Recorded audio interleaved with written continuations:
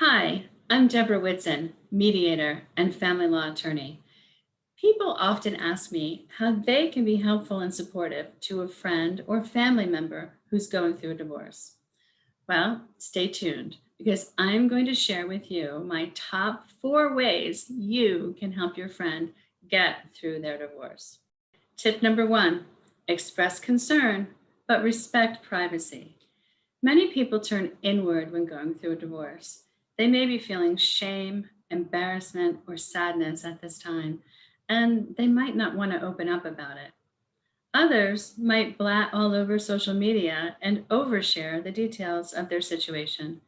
In either case, asking your friend about the details of why the marriage is ending or who is at fault will make it seem like you're more interested in the gossip worthy info than how your friend is holding up.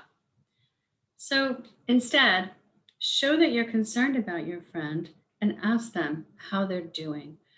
So when you say, I was so shocked to hear you're getting divorced, you two seem like the perfect couple. What the heck happened? The message your friend is hearing is that you're more interested in the juicy story behind the breakup. So you might instead try saying, God, I heard about your divorce and I'm wondering how you're holding up. Are you okay? Tip number 2, be an active listener. What your friend needs right now is a good listener who doesn't judge them. Your friend will be experiencing a whole range of emotions from sadness and self pity to anger and jealousy.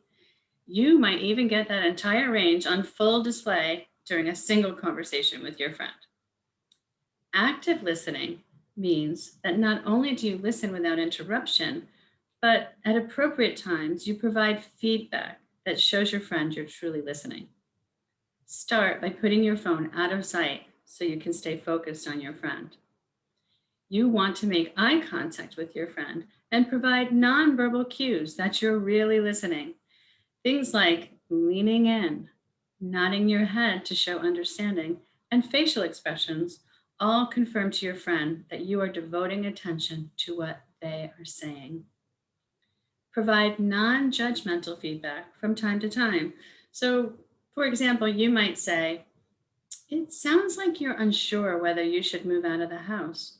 What info do you need in order to make the best decision on that issue? Rather than something more judgmental, which might sound like, you'd be crazy to stay in that house with a spouse who treats you like a doormat. Tip number 3, don't hold bitch sessions or pity parties. Your friend needs to vent and feel whatever they are feeling, but you don't have to fan the flames of anger, negativity, and self pity. Sure, tell your friend that they have every right to feel what they're feeling. Tell her that you wish she wasn't going through this and that you really care about her. But when she expresses hurt over her spouse's infidelity, don't start referring to him as the cheating scumbag. What your friend needs right now is a healthy dose of positivity, optimism, and confidence from you, not messaging that tends to stoke her anger or confirm to her her impression that her life is going to hell in a handbasket. Okay, tip number 4, don't give advice. Now, I know you're thinking, how can I be a good friend if I'm not offering her advice in this situation? And believe me, if we were talking about restaurant recommendations or reliable babysitters, then advise away, my friend.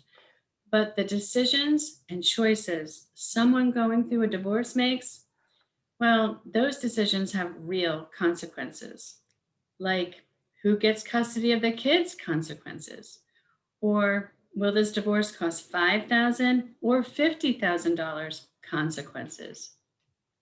These decisions require guidance and advice from experts.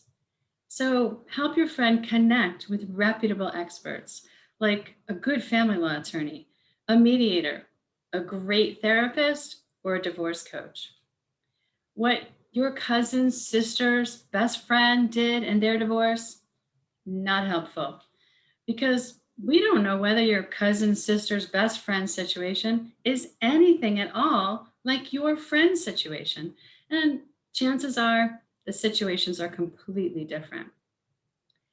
Also, be wary of repeating divorce stories with outcomes that seem too good to be true.